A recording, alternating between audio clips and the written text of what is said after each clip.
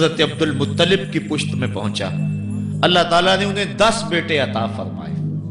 انہوں نے منت مانی تھی، اے اللہ اگر تو مجھے 10 بیٹے دے اور وہ جوان ہوں، تنو مند ہوں، تو میں ایک بیٹا تیرے راستے میں قربان کروں گا۔ جب حضرت عبداللہ جو کہ حضرت عبدالمطلب کے چھوٹے فرزند تھے، ان کی عمر 18 سال ہوئی تو حضرت عبدالمطلب کو اپنی منت یاد آئی۔ انہوں نے اپنے 10 بیٹوں کو بلایا، کہا بیٹا میں نے کعبہ کے رب سے یہ وعدہ کیا ہے کہ اللہ مجھے اگر 10 بیٹے دے گا تو میں ایک بیٹا اللہ کی راہ میں قربان کروں گا۔ اب تم بتاؤ تمہاری رائے کیا ہے؟ کہانی حرم کی پھر دوبارہ دہرائی جا رہی ہے۔ کہا رائے بتاؤ۔ 10 کے 10 بیٹوں نے گردن خم کر دی۔ کہا ایک بیٹے کو ذبح کرنا ہے، کہا جس کو چاہو۔ کہا نہیں میں قرعہ ڈالتا ہوں۔ جب قرعہ ڈالا تو حضرت عبداللہ کے نام قرعہ نکل آیا۔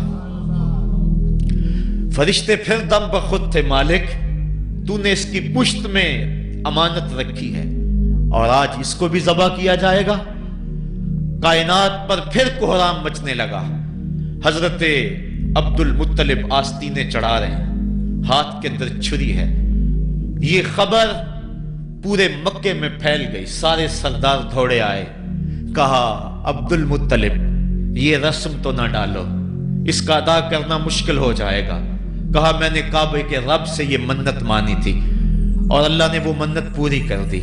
اب میں تو جب قرعہ نکالا تو میرے اس فرزند کے نام قرعہ نکل آیا، میں اس منت کو ہر صورت میں پورا کروں گا۔ لوگ اکٹھے ہو گئے، منت سماجت کر رہے ہیں، لیکن حضرت سیدنا عبدالمطلب ہر صورت میں اپنی اس منت کو پورا کرنے کے لیے مصر ہیں۔ پھر کہا کہ حجاز کی حرافہ اس کے پاس چلتے ہیں اور جا کے اس کے سامنے یہ مسئلہ رکھتے ہیں۔ بعض نے لکھا کہ حجر کی کہنہ کے پاس جاتے ہیں۔ با اختلاف روایات وہ حجاز کی حرافہ کے پاس پہنچے۔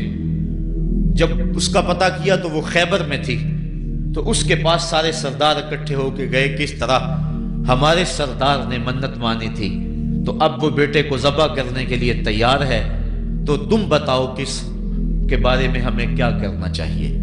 اس نے کہا کل آنا، میرا تابعی آئے گا تو میں اسے پوچھوں گی، جو مجھے کہے گا میں تمہیں بتا دوں گی۔ اگلے دن یہ سردار پھر اس حرافہ کے پاس پہنچے۔ اس نے کہا کہ میرا تابعی آیا تھا، پہلے تم یہ بتاؤ کہ تمہارے ہاں کسی شخص کی دیت کتنی ہے، جو شخص مقتول ہو اس کی دیت قاتل کتنی دیتا ہے؟ انہوں نے کہا 10 اونٹ۔ کہا جاؤ پھر ایک طرف 10 اونٹ رکھو اور ایک طرف عبداللہ کا نام رکھو اور قرعہ ڈالو۔ اگر 10 اونٹوں کی طرف قرعہ نکل آیا تو 10 اونٹ ذبح کر دینا، اور اگر عبداللہ کی طرف نام نکل آیا پھر دوبارہ 10 اونٹ ادھر اور رکھنا، 20 رکھنا، اور اس طرح اونٹ 10-10 بڑھاتے جانا۔ جب قرعہ عبداللہ کے نام سے ہٹ کر اونٹوں کی طرف نکلا تو پھر اتنے اونٹ ذبح کر دینا۔ میرے تابعی نے یہی حل بتایا ہے۔ کہا ٹھیک۔ آئے اور آ کے ساری بات سنائی۔ 10 اونٹ ایک سمت رکھے گئے اور حضرت عبداللہ کا نام ایک سمت رکھا گیا۔ جب قرعہ نکالا تو حضرت عبداللہ کے نام نکلا۔ پھر 20 اونٹ رکھے گئے، پھر قرعہ نکالا تو حضرت عبداللہ کے نام نکلا۔ پھر 30 اونٹ رکھے گئے، قرعہ حضرت عبداللہ کے نام نکل رہا ہے۔ 40 اونٹ رکھے گئے، 50 رکھے گئے، 60، 70، یہاں تک کہ 100 اونٹ رکھے گئے۔ 100 اونٹ جب ادھر ہو گئے، اب قرعہ نکالا تو اونٹوں کے نام نکل آیا۔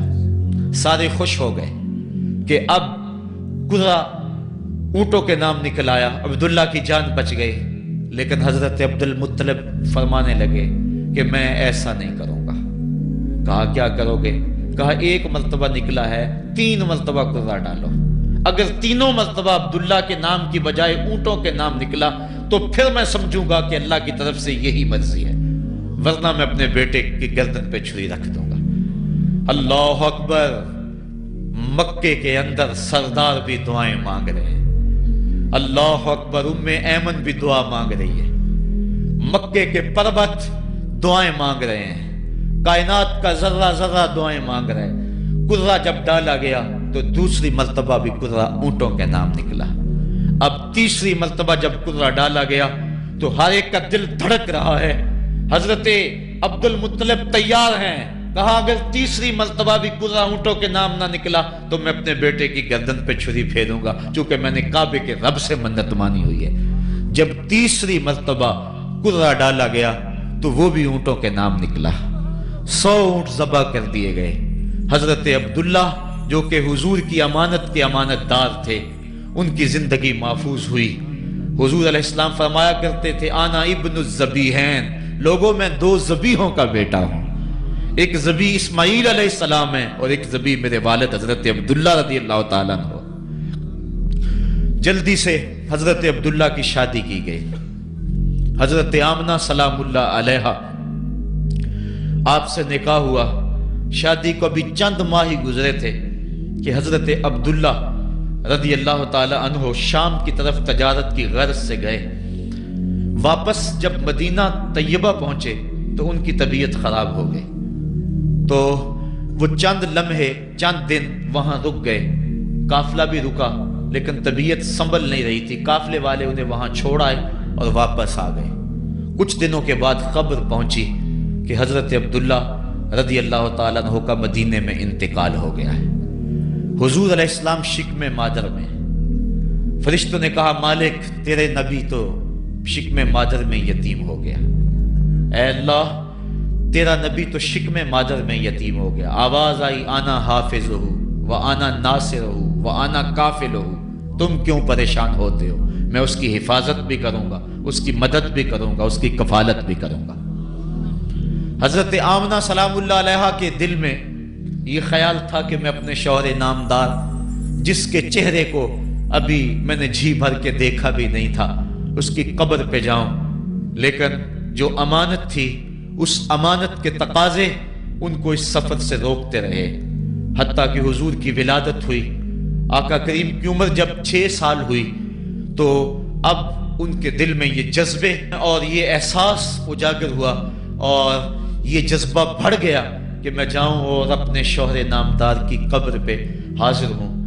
حضرت آمنہ سلام اللہ علیہا آپ اپنے نونہال فرزند کو لے کر ام ایمن جو کہ حضرت عبداللہ کی کنیز تھیں ان کو لے کر آپ پہنچے مدینہ المنورہ۔ کچھ عرصہ گزارا، اللہ کے محبوب علیہ السلام کو کسی یہودی نے دیکھا تو اس نے یہ خبر گرم کر دی کہ وہ جو موعود نبی ہے جس کا وعدہ ہماری سابقہ کتابوں میں ہے وہ یہی ہے۔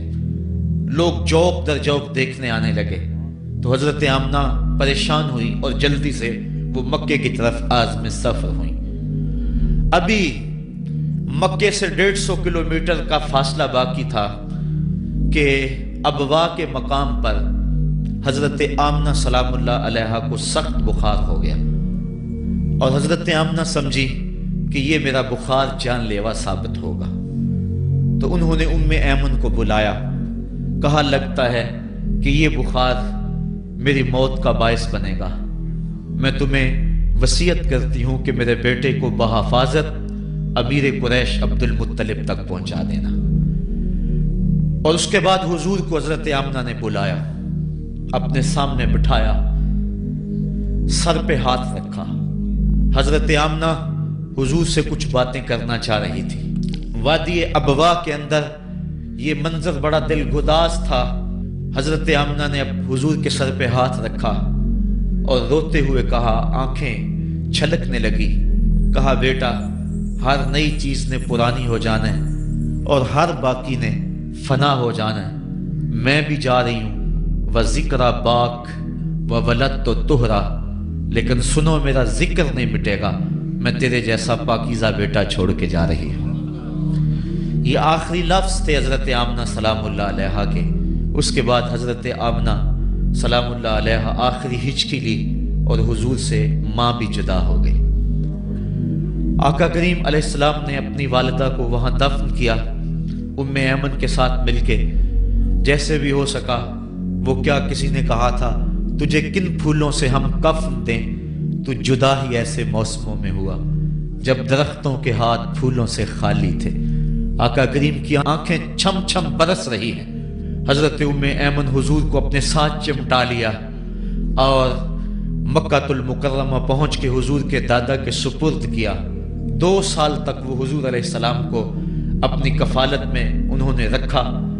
کعبۃ اللہ کے سائے میں ان کی مسند بچتی تھی اور ان کے بیٹوں میں سے اور قوم کے کسی فرد کو یہ ہمت نہیں ہوتی تھی کہ اس مسند کے اوپر بیٹھے، دور ہٹ کے بیٹھتے تھے، لیکن حضور جب آتے تو اس مسند کے اوپر چڑھ کے بیٹھ جاتے۔ حضور کے چچا اور حضور کے دیگر عزیز و اقارب کہتے کہ بیٹا نہ چڑھو، تو حضرت عبد المطلب کہتے رہنے دو، یہ بڑی شان والا بیٹا ہے۔ ان سے محبت کرتے، ان کو اپنے ساتھ سلاتے۔ 8 سال کی حضور کی عمر ہوئی کہ امیر قریش کا بھی انتقال ہو گیا۔ ابن حشام نے لکھا ہے کہ جب امیر قریش کا انتقال ہوا تو سوگ میں مکے کے بازار بند ہو گئے، پورا شہر جنازے میں امٹ آیا، لیکن 8 سال کا بچہ تھا، بلک بلک کے رو رہا تھا۔ آج وہ سایہ بھی اٹھ گیا۔ پھر چچا کی کفالت میں گئے اور انہوں نے جس انداز سے کفالت کی اور محبتوں کا ثبوت دیا وہ الفتوں کی ایک لمبی داستان ہے۔ 40 سال کی عمر ہوئی تو اللہ تعالیٰ نے حضور علیہ السلام کو نبوت کی ذمہ داریوں کے اعلان اور لوگوں تک پیغام حق کے ابلاغ کا حکم دیا۔ آقا کریم علیہ السلام جب پیغام حق لے کر میدان میں آئے تو گلی کوچوں اور بازاروں کے اندر مخالفتیں، نکتہ چینیاں، ناموافق حالات کے جکڑ اور مخالفتوں کی آندیاں چلنے لگی۔ ابھی آپ سن رہے تھے کہ حضرت بلال حبشی کے ساتھ کیا سلوک کیا جاتا رہا، کس انداز کے ساتھ ان کے سینے پہ پتھر رکھ دیا جاتا۔ حضرت خباب بن ارد کے ساتھ کون سا سلوک کیا جاتا رہا، کون کون سے دکھ تھے جو روانہ رکھے گئے۔ حضرت زنیرہ ان کے گلے کے اندر کوڑا ڈال کر کوڑے کی رسی کو تاؤ دیے گئے، یہاں تک کہ ان کی آنکھیں باہر آ گئیں اور آنکھوں کی روشنی جاتی رہی۔ ابو جہل بولا اب بلانا اپنے محمد کو جو تیری آنکھوں کی روشنی کو واپس کرے۔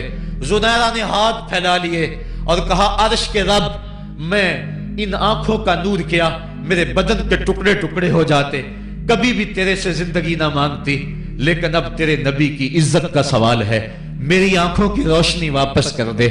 روایات میں آتا ہے کہ اللہ نے حضرت زنیرہ کی آنکھوں کی روشنی واپس کر دی۔ تکلیفیں آئیں، دکھ آئے۔ مکے کے چوک کے اندر حضرت سمیہ کو نیزہ مار کر ابو جہل نے شہید کیا۔ یہ اسلام کی پہلی شہیدہ تھی جن کا خون مکے کے ریگزار کے اندر گرا۔ حضرت یاسر کو شہید کیا گیا۔ یہ حضرت عمار ابن یاسر کے والد تھے اور سمیہ حضرت عمار ابن یاسر کی والدہ ماجدہ تھی۔ حضرت عمار ابن یاسر کو تختہ ستم پہ رکھا گیا اور انہیں کوڑوں سے ان کی تواضع کی گئی۔ آقا کریم آئے، عمار ابن یاسر دکھوں اور اذیتوں میں سے 2-4 تھے۔ آقا کریم نے سر پہ ہاتھ رکھا اور کہا صبرن آل یاسر، صبرن آل یاسر ان موعدکم الجنہ۔ کہا آل یاسر صبر کرو، آل یاسر صبر کرو، میں تمہیں جنت کا وعدہ دیتا ہوں۔ تکلیفیں آئیں، دکھ سہے۔ اس راستے کے اندر مکے کی گلیوں میں حضور کے ساتھ جو سلوک ہوا کون بھول سکتا ہے۔ کبھی کانٹے بچھ رہے ہیں، کبھی حضور کی راہوں میں گڑھے کھودے جا رہے ہیں، کبھی اوجریاں ڈالی جا رہی ہیں بدن اطہر کے اوپر۔ ابو لہب اپنے گھر کا کوڑا اٹھا کر حضور کی دہلیز پہ ڈال جاتا ہے۔ عقبہ بن ابی معیط حضور کے گلے کے اندر کپڑا ڈال کے اس کو تاؤ دیتا ہے۔ حضور فرماتے ہیں جتنے دکھ اس نے مجھے دیے کسی نے نہیں دیے۔ اذیتوں کی داستانیں رقم ہو رہی ہیں۔ آقا کریم علیہ السلام کے شفیق چچا بھی انتقال کر جاتے ہیں۔ جب گھر آتے تو اپنی زوجہ حضرت خدیجہ الکبریٰ سے دکھڑے کہتے، وہ بھی انتقال کر جاتی ہیں۔ اس سال کا نام عام الحزن رکھا جاتا ہے، دکھوں کا سال، مصیبتوں کا سال۔ آقا کریم بہت دل برداشتہ ہوئے قوم سے، پھر سوچا چل طائف چلتا ہوں اور طائف والوں کو پیغام حق دیتا ہوں، شاید میری آواز پر وہ لبیک کہہ دیں۔ 1 مہینے کا سفر کر کے حضرت زید بن حارثہ کو ساتھ لے کر طائف پہنچے۔ ان کے 3 سردار تھے، عبد یالیل بن عمر، حبیب بن عمر اور مسعود بن عمر۔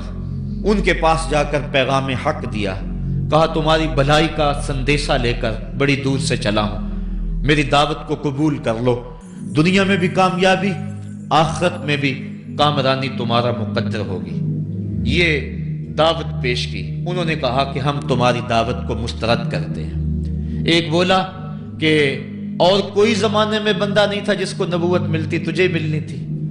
किसी ने कुछ कहा, ताने दिए, दिल दुखाया हुजूर का। आका करीम ने फरमाया, इस फाल तुम मा फाल तुम फक तुम अलैया, तुमने जो मुझसे कहा सो कहा, तुमने जो मेरे साथ सलूक किया वो तुम्हारी मर्जी। इतना मेरे से वादा करो कि ये बात कि मैं तुम्हारे पास आया हूं दावत दीन देने के लिए, तुम्हें पैगाम हक देने के लिए, इसको पोशीदा रखोगे, मख्फी रखोगे, ताकि मक्के वाले मेरे दुश्मन हैं और जब उन्हें पता चला कि ताइफ गए हैं तो वो ताइफ वालों ने भी दावत कबूल नहीं की तो वो तमस्खुर करेंगे, मुझे निशाने तदहीक बनाएंगे। लिहाजा जो कहा सो कहा, अपने अंदर इस बात को राज रखो। उन्होंने कहा कि हम क्यों राज रखते फिरें। उन्होंने इफ्शा किया, बल्कि ओबाशों के हाथों में पत्थर दिए। हजरत उम्मुल मोमिनीन सैयदा आयशा सिद्दीका रदियल्लाहु ताला अन्हा, महबूब कायनात, कहती हैं कि एक दिन मैंने हुजूर से पूछा कि आका उहुद के दिन से सख्त दिन भी कभी जिंदगी में आप पर आया है? फरमाया, हाँ आयशा, जब ताइफ के बाजारों में तेरी कौम ने मुझे पत्थर मारे थे तो ये दिन उहुद के दिन से भी सख्त था। हुजूर फरमाते हैं, जब मैं ताइफ से बाहर निकला तो उनके हुंडे दो रोया कितारों में खड़े थे, हाथों में पत्थर, और मैं दरमियान से गुजरने लगा तो वो मेरे पांव पे पत्थर मारते। मैं पांव उठा लेता तो दूसरे पांव पे पत्थर मारते। फिर मैं शिद्दत दर्द और एहसास कर्ब से बैठ जाता तो उनके दो गुंडे आगे बढ़ते, मुझे कंधों से पकड़ के उठाते और फिर मुझे पत्थर मारते। फरमाया, है आयशा, ये दिन उहुद के दिन से भी सख्त था जब तेरी कौम ने ताइफ के बाजारों में मुझे पत्थर मारे। आका करीम अलैहिस्सलाम उहुद के अंदर जब हुजूर के चचा शहीद हुए, वो दिन भी तारीख इस्लाम का दर्दनाक दिन है।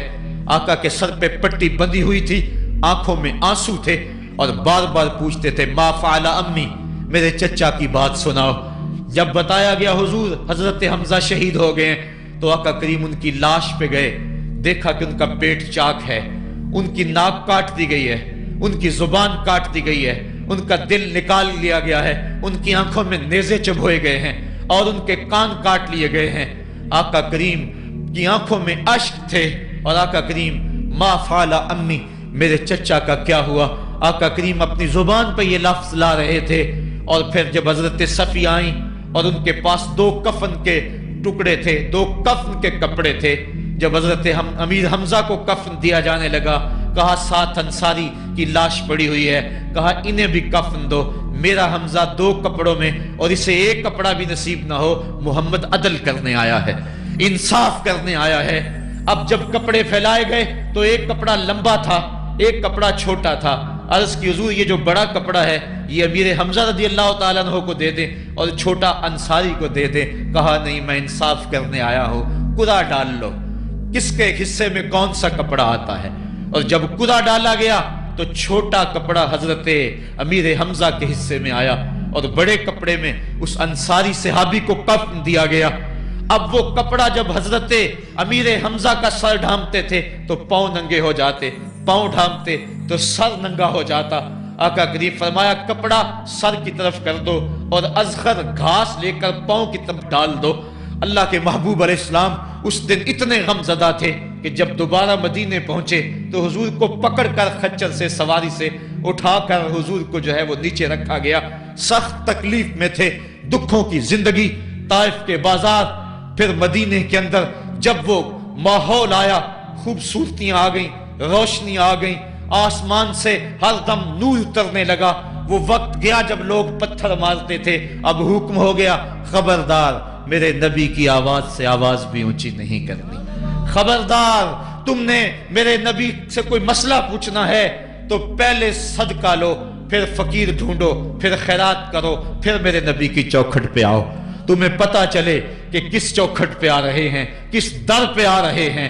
आका करीम अलैहिस्सलाम इस माहौल के अंदर घर में खुश हैं, आंगन में खुशियां हैं, फूल खिले हुए हैं। हजरत इब्राहीम अलैहिस्सलाम हुजूर के शहजादे हुजूर की रान पे बैठे हुए हैं। हजरत इमाम हुसैन भी दौड़ते दौड़ते आए और वो भी हुजूर की एक रान पे बैठ गए। हुजूर कभी हुसैन को देखते हैं, کبھی اپنے فرزند کو دیکھتے ہیں، کبھی حسین کو دیکھتے ہیں، کبھی حسین کے ماموں کو دیکھتے ہیں۔ حضرت ابراہیم اور حضرت امام حسین رضی اللہ تعالیٰ عنہ دونوں کو دیکھ کر اللہ کے محبوب خوش ہو رہے ہیں۔ فرشتہ نے اذن مانگا، آقا کریم نے اذن دیا۔ اس نے عرض کی حضور ان دو میں سے ایک کا اختیار ہے، ایک کو ایک کے بدلے میں قربانی دینا ہوگی۔ اب قربانیوں کی وہ حرم سے جو داستان چلی تھی وہ تسلسل ٹوٹنے نہیں پا رہا ہے، وہ تسلسل جاری ہے۔ حضور نے ایک نظر حضرت ابراہیم کو دیکھا اور پھر ایک نظر حضور نے حضرت امام حسین کو دیکھا، پھر حسین کو پکڑ کے سینے سے لگایا اور کہا میں اپنے اس بیٹے پہ اپنے اس بیٹے کو قربان کر رہا ہوں۔ چند دن کے بعد حضرت ابراہیم کا انتقال ہوا۔ حضور کو جب خبر پہنچی، آقا کریم کی آنکھیں آنسو برسا رہی تھی۔ وَأَيْنَ رسول اللہ تدمعان، حضور کی آنکھوں میں آنسو جاری تھے اور حضور اپنے بیٹے کے سرہانے بیٹھے، پیشانی پہ ہاتھ رکھا، کہا بیٹا آنکھیں رو رہی ہیں، دل غم زدہ ہے، لیکن زبان سے وہی کہوں گا جس سے رب راضی ہوگا۔ لیس منا من ضرب الخدود وشق الجیوب ودعا بدعوی الجاہلیہ، جو گریبان نوچتا ہے، منہ پہ تھپڑ مارتا ہے، سینہ کو بھی کرتا ہے، کہ ہمارے ساتھ اس کا کوئی تعلق نہیں ہے۔ آنکھوں کا غم اور دل کا غم رحمان کی طرف سے ہے، ہاتھوں کا غم اور زبان کا واویلا یہ شیطان کی طرف سے ہے۔ کہا بیٹا آنکھیں رو رہی ہیں، دل غم زدہ ہے، لیکن زبان سے وہی کہوں گا جس سے رب راضی ہوگا۔ اب امام حسین حضور کی گود میں کھیلتے ہیں، کبھی حضور اپنی زبان ان کے منہ میں دے رہے ہیں، کبھی حضور اس کو اپنے کندھوں پہ سوار کرا رہے ہیں۔ کسی صحابی نے کہا کتنی اچھی سواری ملی، کہا سواری دیکھ رہے ہو سوار بھی تو دیکھو۔ کبھی سجدے میں ہیں تو حسین پشت پہ آ کے سوار ہو جاتے ہیں، آقا سجدے کو طول دے رہے ہیں۔ حضرت اسامہ بن زید رضی اللہ تعالیٰ عنہ فرماتے ہیں رات کافی بیت چکی تھی، میں حضور کے در پہ گیا۔ صحابہ حضور کے در پہ چوکھٹ پہ دستک نہیں دیا کرتے تھے، حضور کی چوکھٹ پہ لگ کے بیٹھ جاتے، آقا کریم اپنی مرضی سے آتے، صحابہ دکھڑا کہہ لیتے، کہانی کہہ لیتے، جو پوچھنا تھا پوچھ لیتے۔ لیکن اگر کبھی حالت ناگزیر ہوتی، کبھی ایمرجنسی حالات بنتے، تو صحابہ اپنی انگلیوں کے پوروں کے ساتھ حضور کے دروازے پہ دستک دیتے۔ کانت تکرہ ابواب النبی بالاظافر، اللہ اکبر۔ حضور تشریف لائے، حضور سے حاجت کہی۔ یہ 14ویں صدی کی مصیبت ہے کہ نبی سے مانگنا نہیں چاہیے۔ اگر نبی سے نہیں مانگنا تو کس سے مانگے؟ اور کون سی چوکھٹ ہے جس در پہ جھولی پھیلائیں؟ کون سا دوارہ ہے جہاں کشکول پھیلا کے کہیں کہ ہماری جھولی بھر دی جائے؟ اور جتنے بھی سہارے ہیں سبک کرتے ہیں، عزت نفس بڑھاتا ہے سہارا تیرا، ہر آسرا ذلیل کرتا ہے، نبی کا آسرا بندے کو سر بلند کرتا ہے۔ حضرت اسامہ بن زید کہتے ہیں میری حاجت پوری ہو گئی، لیکن میں نے کیا ماجرا دیکھا۔ جب حضور گفتگو کر رہے ہیں، دوران گفتگو اللہ کے محبوب کمبل اوڑھ کے یوں ہی آگے تھے، حضور کے دائیں بائیں سے حرکت کا احساس ہوتا ہے، جس طرح اندر کوئی چیز ہے۔ میری حاجت پوری ہوئی تو مجھ سے نہ رہا گیا، میں نے پوچھ لیا، میں نے کہا بندہ نواز یہ کیا ماجرا؟ آپ کمبل اوڑھا ہوا ہے اور اندر سے کسی کی حرکت کا احساس ہے۔ فکشفہ، حضور نے کمبل کو کھول دیا۔ فائز الحسن والحسین علی وارکیہ، تو ایک پہلو سے امام حسن لپٹے ہوئے تھے، ایک سے امام حسین لپٹے ہوئے تھے۔ کہا یہ میرے بیٹے ہیں، یہ میری بیٹی کے بیٹے ہیں، اے اللہ میں ان سے پیار کرتا ہوں، تو بھی ان سے پیار کر، اور جو ان سے پیار کرے میرے مالک تو اس سے بھی پیار کر۔ اور ایک دن فرمایا حسین منی وانا من الحسین، لوگو حسین مجھ سے ہے اور میں حسین سے ہوں۔ لمحے بیتتے گئے، پھر وہ جاں گداز لمحے بھی آئے جب صحابہ کی چیخیں نکل رہی تھی، جب مسجد نبوی اجڑ رہی تھی، جب حجرہ عائشہ کے اندر اللہ کے محبوب اپنے رب کے ہاں جانے کی تیاریاں کر رہے تھے، جب سیدہ فاطمہ کے لبوں پہ یہ لفظ تھے سبت علیہ مصائب لو سبت علی الارض سرنا لیالیا، میرے اوپر اتنی مصیبتیں پڑی، اگر یہ دنوں پہ پڑتی تو وہ بھی کالی راتیں بن جاتے۔ حضور علیہ السلام کا جب جسد اطہر اٹھا تو صحابہ کی جو حالت تھی وہ اس انداز سے کہ صحابہ کے کلیجے پھٹ رہے تھے، روحیں گداس ہو رہی تھی۔ ایک ہاتھ اٹھا کے دعا مانگ رہا تھا، اللہم اذہب بصری حتی لا ارا بعد حبیبی محمد احدا، اے اللہ مجھے اندھا کر دے، مجھے اندھا کر دے، مجھ میری آنکھوں کی بینائی اچک لے، تیرا محبوب تہے مزار چلا گیا، میں نے آنکھوں کی روشنی کو کیا کرنا ہے۔ وہ دن بھی آئے، حضرت سیدنا صدیق اکبر کا کلیجہ بھی پگھل رہا ہے، وہ بھی غم رسول میں رو رہے ہیں، صحابہ تڑپ رہے ہیں۔ وہ اونٹنی، غصبہ نامی اونٹنی جس پہ حضور سواری کرتے تھے، وہ حضرت فاطمہ کے دروازے کے اوپر سر رکھ کے رو رو کے مر گئی۔ جب محبوب نہیں رہے تو ہم نے جی کے کیا لینا ہے۔ کائنات اجڑ گئی، جہان میں جو ہے وہ ہر سمت اندھیرا ہی اندھیرا چھا گیا، لیکن روشنی کے ٹمٹماتے ہوئے چراغ آج بھی روشن ہیں، جن کو دیکھ کر مصطفیٰ یاد آتے ہیں۔ لوگ ان شہزادوں کو دیکھ لیتے ہیں اور حضور کی یاد کو تازہ کر لیتے ہیں۔ وقت گزرتا گیا، پھر وہ لمحے بھی آئے کہ جب حضرت امام حسن کو زہر دیا گیا اور آپ کا کلیجہ کٹ کٹ کے کئی سو حصوں میں باہر آیا۔ آپ سے آخری لمحے حضرت امام حسین نے پوچھا کہ میرے بھائی کوئی وصیت؟ کہا بیٹا کوفے والوں سے بچ کے رہنا، ان کے دغے سے بچ کے رہنا۔ لمحے بیت گئے، 60 ہجری کو یزید تخت نشین ہوا، تخت نشین ہو گیا تھا، لیکن اس نے یہ چاہا کہ حضرت امام حسین رضی اللہ تعالی عنہ میرے لیے بیعت کر لیں، اور اس نے مدینے کے گورنر ولید بن عقبہ کو خط لکھا، اور خط کا مضمون یہ تھا کہ امام حسین کو بلاؤ اور میرے لیے بیعت لو، اور اگر وہ بیعت نہیں دیتے تو اس خط کے جواب کے ساتھ ان کا سر بھیج دو۔ ولید بن عتبہ محب اہل بیت تھا، اس نے رات کی کافی تاریکی کے اندر حضرت امام حسین رضی اللہ تعالیٰ عنہ کو پیغام بھیجا۔ حضرت امام حسین نے حضرت عبداللہ ابن زبیر سے مشورہ کیا، انہوں نے کہا اس وقت گورنر کا بلانا خیر نہیں، صبح جائیں گے۔ آپ فرمایا نہیں میں بھی جاتا ہوں۔ کچھ سواروں کو ساتھ لیا، کہا تم باہر کھڑے ہو جانا دارالامارت کے، اگر میں آواز دوں تو تم دوارے پھلانگ کے اندر آ جانا۔ ولید بن عتبہ کے پاس امام حسین پہنچے، آپ نے کہا کہ سناؤ کیا معاملہ ہے؟ تو اس نے کہا کہ یہ خط ہے جو یزید نے بھیجا ہے۔ آپ نے فرمایا کہ میں صبح بتاؤں گا۔ ولید بن عتبہ نے کہا ٹھیک ہے۔ امام حسین پلٹنے لگے تو مروان بن حکم جو پاس بیٹھا ہوا تھا گورنر کے، کہنے لگا یہ چلے گئے تو دوبارہ ہاتھ نہیں آئیں گے، اب موقع ہے، اب ان کو پکڑ لو اور ان سے زبردستی بیعت لے لو۔ یہ بات حضرت امام حسین کے کانوں میں پڑی، آپ پلٹے، نیام سے تلوار نکالی، حیدری کچھار سے محمدی شیر نکل آیا، اور حضرت امام حسین رضی اللہ تعالیٰ عنہ نے اس وقت جو جملے کہے، تاریخ کے اوراق کے اندر وہ جملے محفوظ ہیں۔ حضرت امام حسین نے کہا ایھا الامیر، اے امیر تو جانتا نہیں ہم کون ہیں؟ انا معدن الرسالہ و محبت الوحی و مختلف الملائکہ، میں وہ ہوں جس کے گھر میں جبریل آتا تھا، ہمارے گھر میں وحی اترتی رہی ہے۔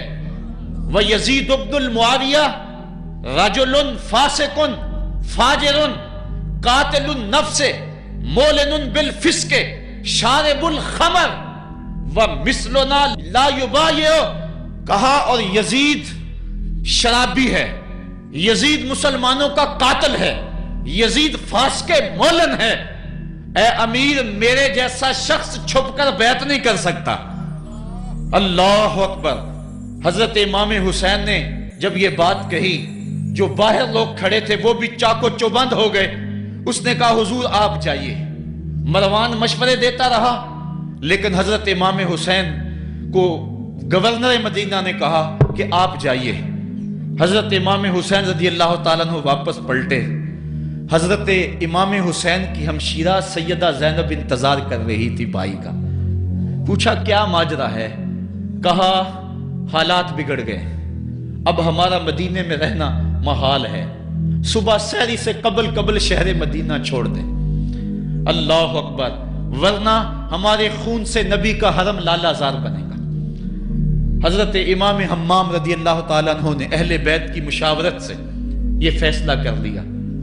کجاوے کسے جانے لگے، سامان تیار ہو گیا۔ حضرت محمد بن حنفیہ کو کہا کہ تم یہاں رہو اور تم خبر پہنچانا کہ پیچھے کیا ماجرے ہوتے ہیں، اور مکے کی طرف میں سفر کر رہا ہوں۔ کہانی لمبی ہو رہی ہے اور وقت کے دامن میں اتنی گنجائش نہیں ہے کہ پھر کس طرح شہر مدینہ چھوڑا ہوگا۔ حاجی جاتے ہیں 8 دن اور 8 دن کے بعد مدینہ چھوڑتے ہیں۔ ان سے کوئی پوچھو کہ مدینہ چھوڑنا کتنا مشکل ہے۔ وہ کیا کسی حاجی کو لوگ مبارک دے رہے تھے؟ اس نے کہا تھا مبارک دے رہے ہو دوستو حج و زیارت کی، میرا غم بھی تو دیکھو، میں مدینہ چھوڑ آیا ہوں۔ جو 8 دن مدینہ رہتا ہے اس سے مدینہ چھوڑا نہیں جاتا جس کی ولادت مدینے میں ہوئی، جو کھیلتا تھا تو مدینے کی گلیوں میں، جس کے گھر کا دروازہ مسجد نبوی میں کھلتا تھا، اس حسین کو مدینہ چھوڑنا قیامت ہوگی۔ شہر مدینہ چھوڑا، حضرت امام حسین رضی اللہ تعالیٰ عنہ مکہ المکرمہ پہنچے۔ وہاں رمضان گزرا، حالات وہاں بھی بگڑتے گئے، مسلسل خط آتے رہے کوفے سے۔ کہانی طویل ہے۔ 8 ذو الحج کو حضرت امام حسین رضی اللہ تعالیٰ عنہ کوفے کی طرف عازم سفر ہوئے۔ حضرت عبداللہ ابن عمر، عبداللہ ابن عباس رضی اللہ تعالیٰ عنہما اور دیگر صحابی ہاتھ جوڑ کے کھڑے ہو گئے، بلکہ حضرت عبداللہ ابن عباس نے تو یہاں تک کہہ دیا کہ میں دیکھ رہا ہوں کہ وہاں تمہیں شہید کیا جائے گا، آپ اگر ضرور جاتے ہیں تو ان بچوں کو چھوڑ دیں۔ حضرت امام حسین فرماتے میرے غم گسارو، میرے پیارو مجھ کو نہ روکو، مجھ کو جانے دو، مجھے نانے کے دین کی ڈوبتی کشتی بچانے دو۔ میں جاتا ہوں کہ دنیا پر وفا کا نام رہ جائے، میں رہوں نہ رہوں پر عظمت اسلام رہ جائے۔ میں نہیں جاتا تو نبی کے گھر کی آن جاتی ہے، لوگوں تمہارا دین جاتا ہے، میری غیرت ایمان جاتی ہے۔ کہا مجھے جانا ہوگا۔ 8 ذو الحج کو لوگ کعبہ کی طرف آ رہے ہیں اور کعبہ دلہن کی طرح سنورا ہوا ہے، طواف کرنے والوں کا جھرمٹ ہے، حاجی حج کرنے آ رہے ہیں، لیکن حضرت امام حمام کسی اور حج کی تیاری کر رہے ہیں۔ کسی نے کہا حج تو کر جائیں، اتنی مرتبہ مدینے سے پیدل چل کے آئے اور آج تو مکہ المکرمہ میں موجود ہے۔ کہا پیچھے ہٹو، جو حج میں کرنے جا رہا ہوں وہ انوکھا ہوگا، وہ نرالا ہوگا۔ تم بھی طواف کرو گے، میں بھی طواف کروں گا، تم طواف کعبۃ اللہ کا کرو گے اور میں خیموں کا طواف کروں گا۔ ایک حج تمہارا ہے، ایک حج میرا ہے، تم بوسے لوگے کس کے حجر اسود کے، میں اپنے فرزند کا منہ چوموں گا۔ لوگوں ایک طواف تمہارا ہوگا، ایک طواف میرا ہوگا، تم آب زمزم پیو گے، میں پیاسا رہوں گا، اور تم کبھی صفا پہ کبھی مروہ پہ دوڑو گے، میں کبھی علی اکبر کی لاش اٹھانے جاؤں گا، کبھی میں قاسم کی لاش اٹھانے جاؤں گا، کبھی اون و محمد کے تڑپتے ہوئے لاشوں کو اٹھانے جاؤں گا۔ لوگوں ایک حج تمہارا بھی ہے، ایک حج میرا بھی ہے۔ جب تم حج کر لو گے تمہاری سائی مکمل ہو جائے گی تو تم سر مڈا کے حرام کھول دو گے، اور جب میری سائی مکمل ہو جائے گی تو میں سر کٹا کے حرام کھول دوں گا۔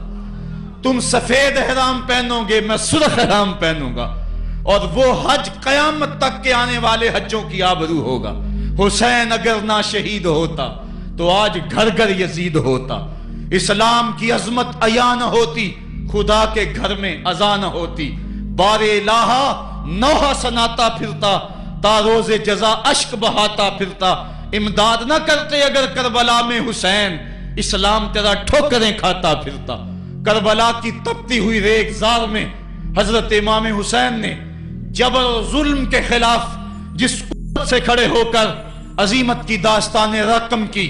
10 محرم کا دن تھا، جمعے کا یوم سعید تھا، بھیچ کربلا کے میدان میں دوپہر کے وقت جب نبی کا خاندان اجڑ رہا تھا، ایک ایک کلی اس چمن کی کٹ رہی تھی۔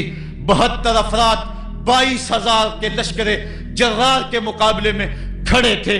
وہ یزید جس نے اس کے علاوہ بھی بڑے جرم کیے، جس نے جو ہے وہ 1700 صحابہ کو مکہ المکرمہ میں شہید کیا، جس نے 700 حفاظ کرام کو شہید کیا، جس نے حضرت ابو سعید خضری کی داڑھی نوچ لی، جس نے مدینے کے اندر مسجد نبوی کے اندر گھوڑے باندھے، جس نے جو ہے وہ 3 دن تک مسجد نبوی کے اندر اذان نہ ہونے دی، وہ یزید آج کربلا کے تپتے ہوئے ریگزار کے اندر آل رسول کے ساتھ ظلم کی وہ داستان رقم کر رہا تھا کہ قیامت تک آنسو سسکیاں نہیں تھمنے پائیں گی۔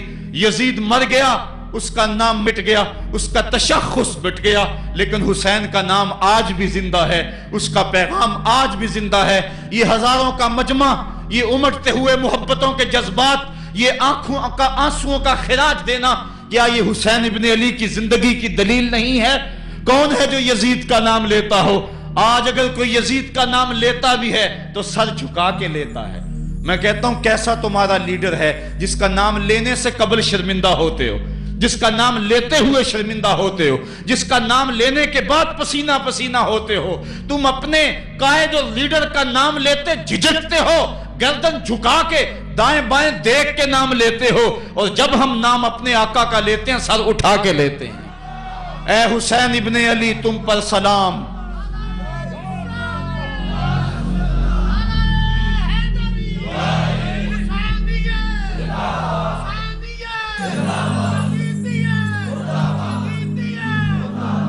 صاحبو، کربلا کا تپتا ہوا منظر ہے، اتنے دکھ آ گئے۔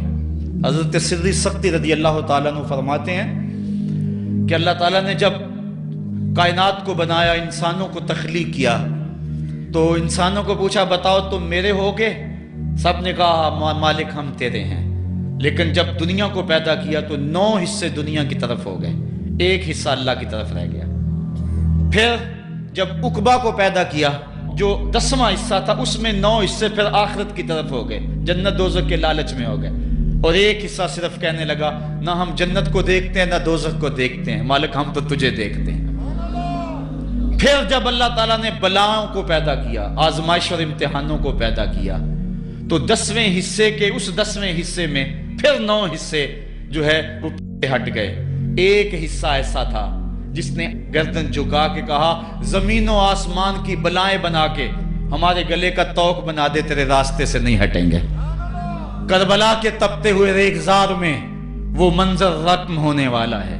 ایک قربانی منا میں ہوئی تھی، غریب و سادہ و رنگی ہے داستان حرم، نہایت اس کی حسین اور ابتدا ہے اسماعیل۔ وہاں دمبا آ گیا، آگے 100 اونٹ آ گئے، اور آج اللہ اکبر، حضرت امام حسین کربلا کے تپتے ہوئے ریگزار میں 22,000 کے لشکر کے سامنے کھڑے۔ کہا لوگو میرا حق پہچانو، میرے خون سے اپنے ہاتھ نہ رنگو، مجھے پہچانتے ہو کہ میں کون ہوں؟ کہا لوگو جلدی نہ کرو، میرے حق کو پہچانو۔ اس وقت روئے زمین پر کسی نبی کی بیٹی کا بیٹا موجود نہیں ہے۔ لوگو میرے راستے سے ہٹ جاؤ اور میرے خون سے اپنے آپ کو ابدی بدبختیوں کا شکار نہ کرنا۔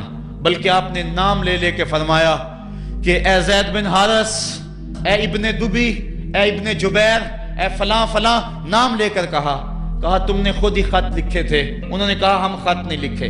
آپ نے وہ چمڑے کا تھیلا تھا اس کو الٹ دیا، کہا یہ تمہارے خط ہیں اور آج تم مکر گئے ہو۔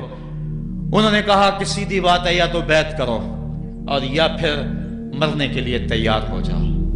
حضرت امام حسین نے کہا کیسی بات کرتے ہو، اگر میں نے بیعت کرنی ہوتی تو مدینہ کیوں چھوڑتا، اس جائے پناہ کو کیوں چھوڑتا۔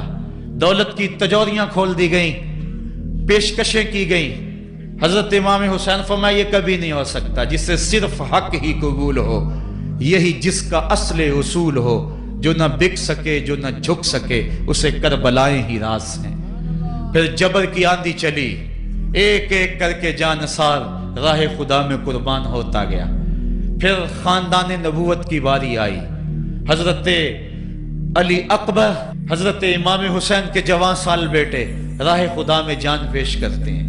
بھتیجے قاسم رضی اللہ تعالیٰ عنہ جان قربان کرتے ہیں۔ حضرت عباس کے قلم ہوتے ہیں بازو، جو خود جا سکتے تھے وہ خود قربانی پیش کرتے ہیں۔ اور صاحبو اب یارہ نہیں، جو خود جا نہیں سکتے تھے آپ خود ہاتھوں پہ اٹھا کے فرات کے کنارے پہ لے جاتے ہیں۔ کہا جو آ سکتے تھے وہ تو قدموں پہ چل کے آ گئے، اور جو قدموں پہ نہیں چل سکتے تھے میں انہیں اٹھا کے لے آیا ہوں۔ پھر ایک 2 شاخہ تیر حلق اصغر میں پیوست ہوتا ہے، خون چلو میں دے کر آسمان کی طرف اچھالتے ہیں، اور پھر اللہ کی بارگاہ میں عرض کرتے ہیں ربنا تقبل منا ھذا القربان، میرے مالک حسین کی یہ قربانی بھی قبول فرما لے۔ یہ کام آسان نہیں ہے۔ जिगर पारा हाथों में तड़प के ठंडा हो जाए और फिर भी सब्र का मुजाहरा किया जाए और अल्लाह की रिजा पे राजी हो जाए। अब हजरत इमाम हुसैन रजी अल्लाह ताला अन्हु तन्हा रह गए, एक एक को रुखसत कर रहे थे शहादत का दूल्हा बनाकर, लेकिन अब इमाम हुसैन को रुखसत करने वाला कोई मौजूद नहीं है। आप घोड़े पे सवार हुए, मैदान करबला की तरफ फेर लगाई। खेमे के अंदर जो खवातीन थी वो जानती थी जो इस रास्ते गया फिर पलट के नहीं आया, उसकी लाश हजरत इमाम अपने कंधों पे उठा के लाए हैं।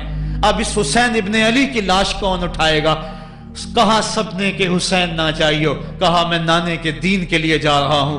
मैदान अमल में गए, तेगे बरा चमकी, लोगों के सर काट रही है, आवाज आ रही है ये कौन जी वकार है, बला का शाह सवार है, लिबास है फटा हुआ, गुबार से अटा हुआ, लख्त लख्त कटा हुआ, फिर भी है डटा हुआ, तमाम जिसमें नाजनी छिदा हुआ कटा हुआ, फिर भी है डटा हुआ, ये नबी का नूरे ऐन है, ये बिल यकीन हुसैन है।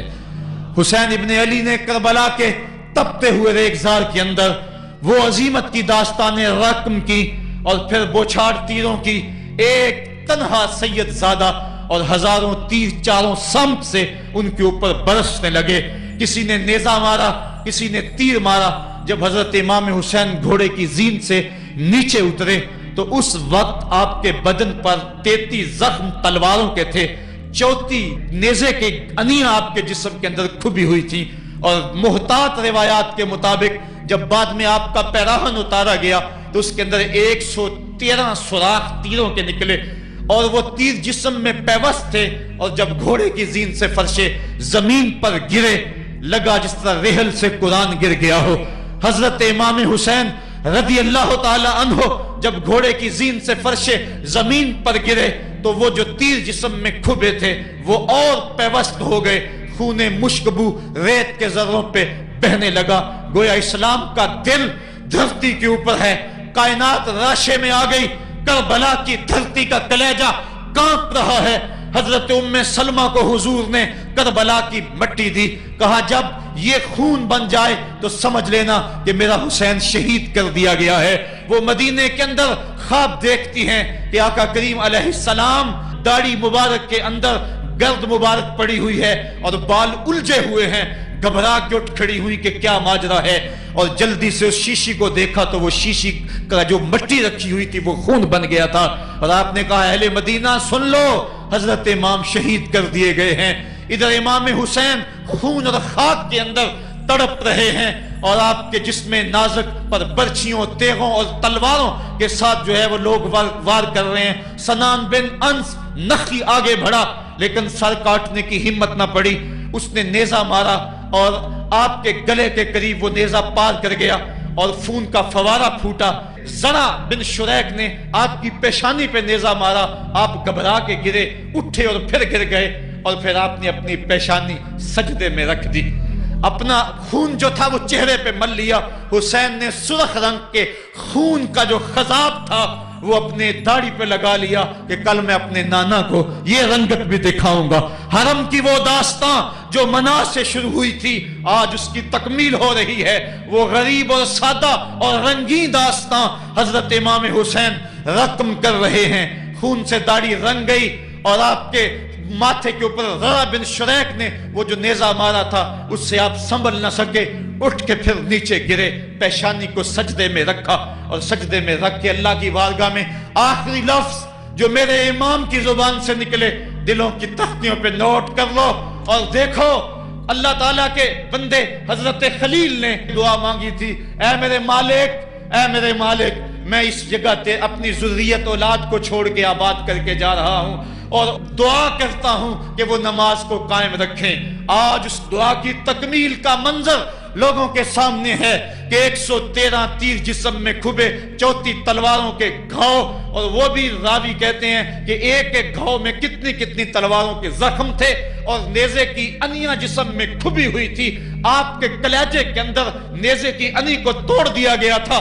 इस मौके पे हजरत इमाम हुसैन रज़ी अल्लाह ताला अन्हु ने अपने आप को संभाल के पेशानी को रेत के ऊपर रखा और अल्लाह की बारगाह में आखिरी लफ्ज हजरत इमाम हुसैन के लबों पे जो मचले, खून निकल रहा था, اور خولی بن یزید آگے بڑھ کے سر انور کو جدا کرنے کی تیاریاں کر رہا تھا. سنان بن انس آگے بڑھا لیکن کپ کپا کے پیچھے ہو گیا.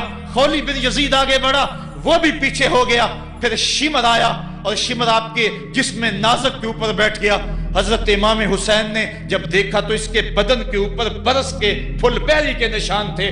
تو حضرت امام حسین کی زبان سے نکلا, صدق اللہ و صدق رسول اللہ, میرے آقا میرے اللہ نے سچ کہا. اس نے کہا کیا سچ کہا؟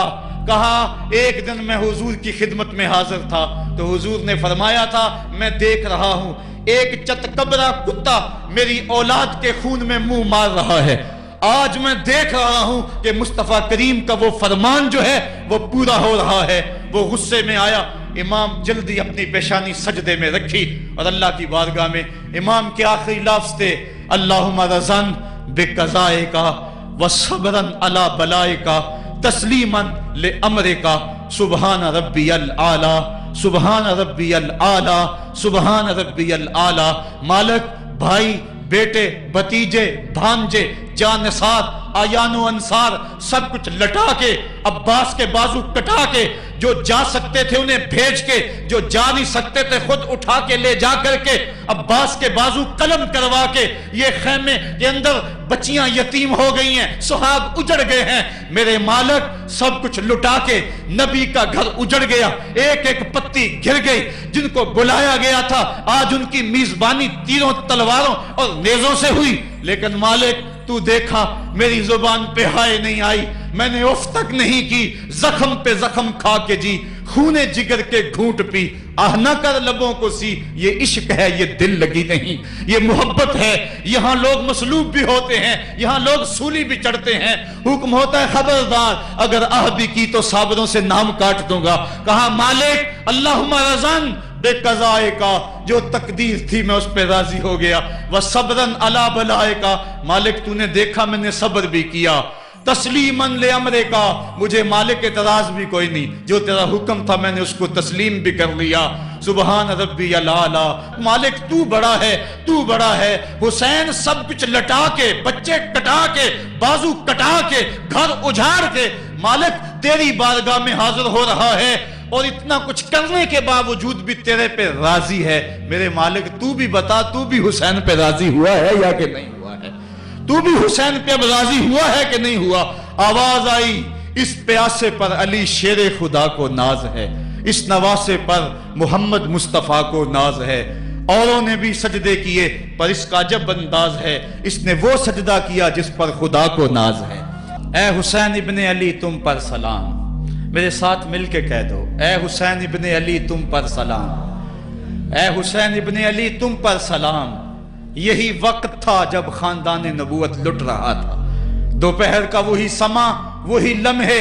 ان ہواؤں کو ہاتھ جوڑ کے کہو ہمارا سلام کربلا والے آقا کے حضور پہنچا دے, اور عرض کرو اے حسین ابن علی تم پر سلام, نازش آل نبی تم پر سلام, تم پہ لاکھوں رحمتیں لاکھوں سلام.